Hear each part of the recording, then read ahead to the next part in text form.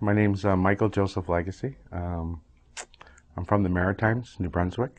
That's where my roots are from. I was born in Toronto, came back here when I was 2. I was born a Christian Catholic until recently when I entered into Islam. I went to a Catholic school. Was baptized, made my first communion, confirmation. For me, it was a Sunday God. God only was there on Sunday for me growing up. It wasn't an everyday God. I come from a large family, 11 of us, 5 boys, 6 girls. I'm the baby and I'm a twin. I have a twin sister. I'm generally a happy person. It became harder and harder to leave my door, to leave my residence and have the smiling face, because this is me. I always smile at everybody. I'm a happy-go-lucky guy. But I found when I was going back and I shut that door, I was dragged out lonely. I was starting to get depressed. I even went as far as to see a psychologist. I was on antidepressants. I've had tremendous losses in my life. When I was younger, I lost my best friend. I watched him get run over by a transport truck when I was in grade 6. That was a horrific loss for me. It took me a long time as a child to get over that. As I did, went through life, got married. When my first daughter was born, I was coming home from work in Toronto up Patton Road, and a child ran out in front of me between 2 parked cars, and I hit him, and he died that night. It took a long, long time for me to get over that. I couldn't get behind a wheel. My anxiety, every time I would see a child playing on the side of the street, I would just, my anxiety. To this day, I still don't. I'll drive if I have to, but if I don't have to, I don't drive, because even when I'm a passenger in a car and if I see kids playing on the side of the street, I never got charged. It wasn't my fault or anything like that. To this day, I still see that child's face right in front of me. So I had to deal with that all my life. And some of the people around me had a hard time understanding that, because in my family, it's like, man up, get over it, it's done, and move on. So I had a hard time. I found out at an early age that I was allergic to alcohol. So as all your friends are partying around you and drinking and stuff like that, so for them it was alcohol and marijuana. For me, it couldn't have been the alcohol, it was marijuana. So that's how I blended in, that's how I fitted in when I was younger. As I got a little bit older,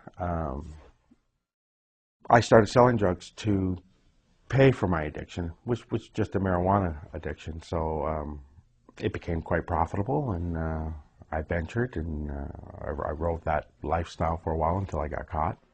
Then I went to prison, and boy, oh boy, what a slap in the face. There were more drugs, more abuse inside the prison walls than there is out on the street.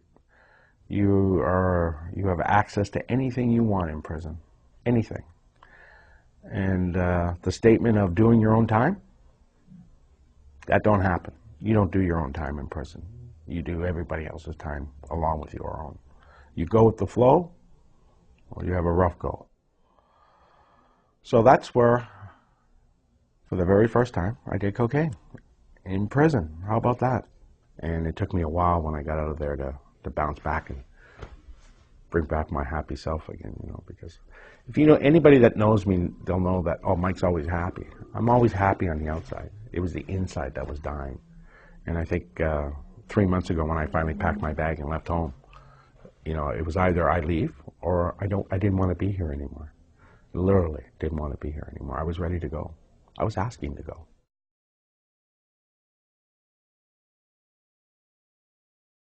I met Michael, I was about 6 years old in Holy Family School.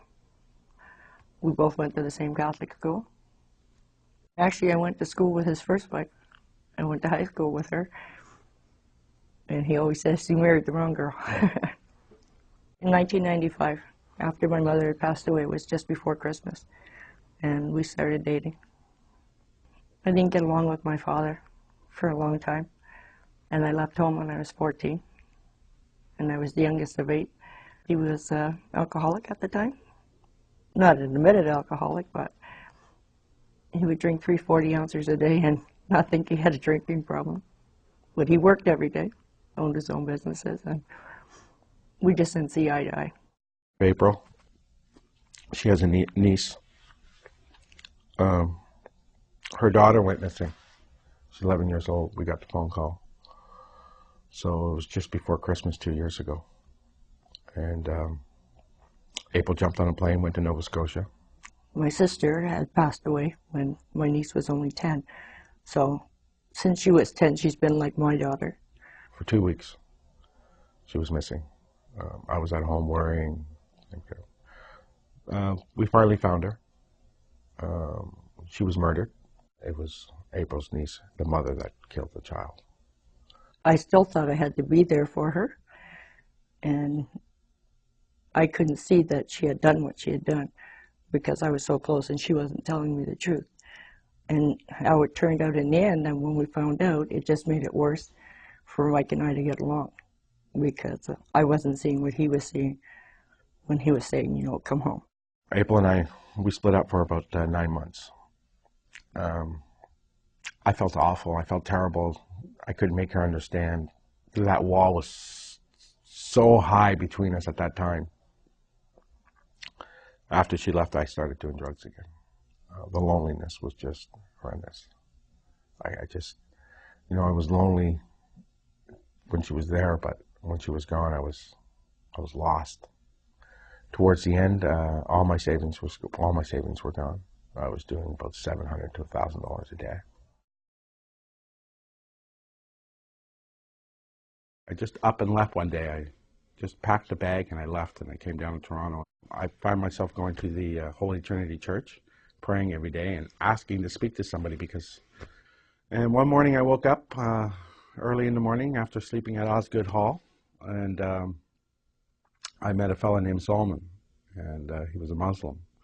And he put his hand out to me, and he started talking to me about Ramadan and what Ramadan meant to him, and asked me if I was a homeless person. And I said, well, I'm this close to being homeless. And then for the next 7 days, we met every morning at 7 o'clock on University Avenue, and we talked more and more and more. Well, what Islam made me realize is that I have no control over yesterday or tomorrow. And I should not worry about today because Allah will worry about today. So that's what changed it for me. And that's what, when I let go of that feeling, and that's when I entered into Islam. Everything seemed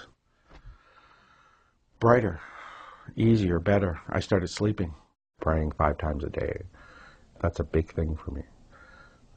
It makes me feel bright inside, gives me hope. For those 5 minutes, 5 times a day, it gives me peace and tranquility. And that's a hard thing to find nowadays, is peace and tranquility, and Allah has provided that for me. And they said they couldn't find Michael, that he was gone. So a couple of days later, I got a phone call, and it was Michael, and we hadn't talked for 9 months. I saw a difference in him.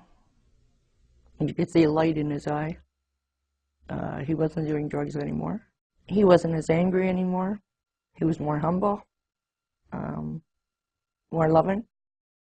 Because we were together so long, we wanted to have relations, and because I was a new Muslim, I wanted to make sure it was done the right way. He came down, he says, I have a question to ask you. He says, will you marry me?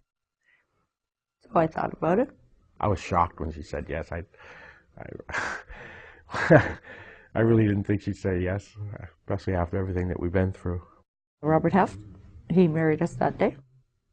And then about 2 weeks later, I entered into Islam.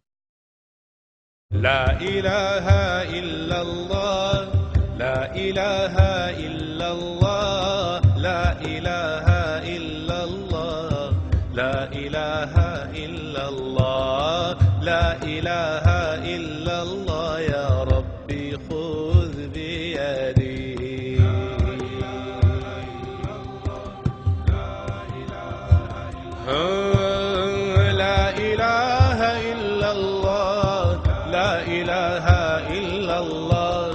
لا إله إلا الله يا ربي خذ بيدي